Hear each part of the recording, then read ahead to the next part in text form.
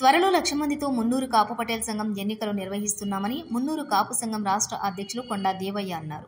వేములవాడ పట్టణంలోని మున్నూరు కాపు సత్రంలో సోమవారం మీడియా సమావేశం నిర్వహించారు.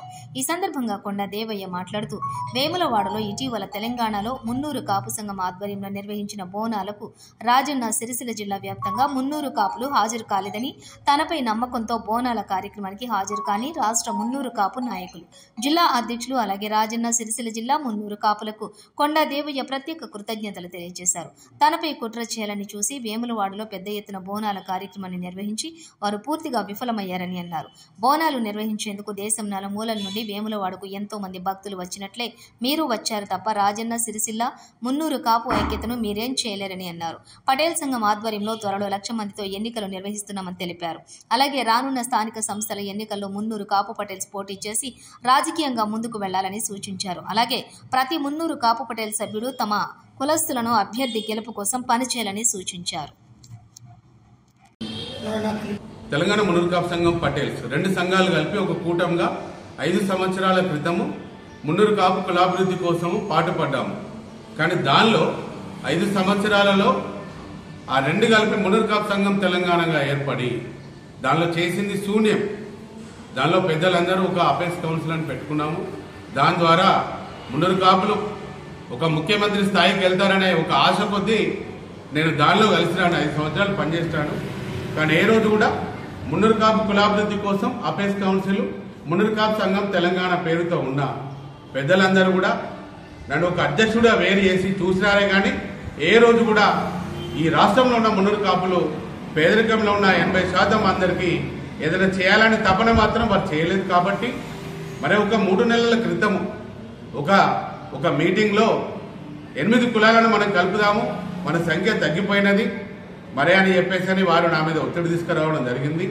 దానిలో మన మున్నూరు కాపుల సంఖ్య పెరగాలంటే మన పేరు పక్కన రావు రెడ్డి పక్కన పటేల్ అనేది చేర్చుకుంటే బాగుంటుంది, పటేల్ అనేది గెజిట్లో తెచ్చుకుందామంటే దానికి వాళ్ళు ఎవరు కూడా ముందు రాలేదు. దాన్ని కూడా నా ఎలక్షన్ టైం అయిపోయింది. తర్వాత కూడా మరి అంతకుముందుకి ఒక పరేడ్ గ్రౌండ్లో 10 లక్షల మందితోని పెద్ద ఎత్తున పెడదామని అన్ని పార్టీల వాళ్ళు ముందుకు వచ్చినా దాన్ని ఎవరికో ఒక్కరికి ముఖ్యమంత్రి అవకాశం వస్తుంది ఈ మీటింగ్ అయితే అని కొండదేవన పేరు వస్తుంది, ఏదో ఒక పార్టీలో ఉన్న పెద్దలకు ఒక ముఖ్యమంత్రి ఆయనకు వస్తుందనే ఉద్దేశం కొద్దీ ఆ మీటింగ్ని క్యాన్సిల్ చేస్తారు అనేది ప్రతి ఒక్కరు కూడా అందరికి తెలుసుది.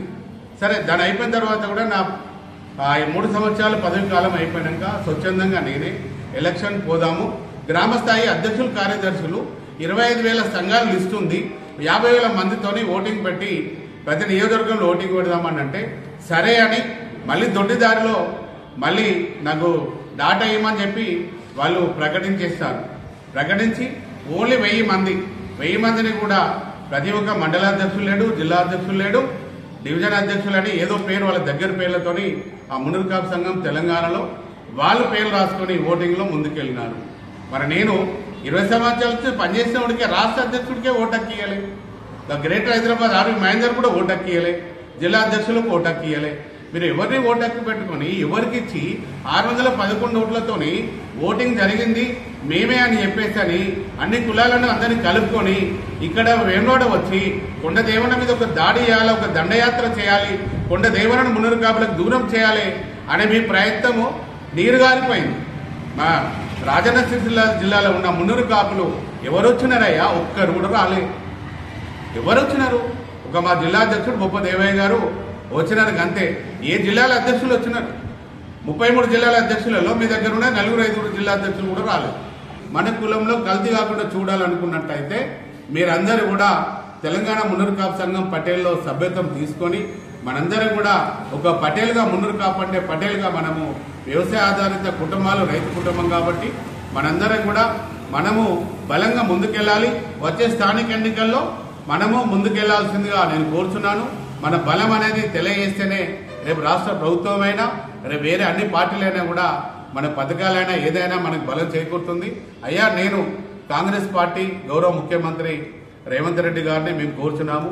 మున్నూరు కాపు కార్పొరేషన్ మా ఆది సీనన్న ప్రభుత్వ వైపు గారు, పొన్నం ప్రభాకర్ గౌడ్ గారు, శ్రీధరబాబు గారు, కొండ సురేఖ గారు, దానం నాయందర్ గారు, వి హనుమంతరావు గారు వీళ్ళందరూ వచ్చినారు. మీ దగ్గరికి కలిసినాము.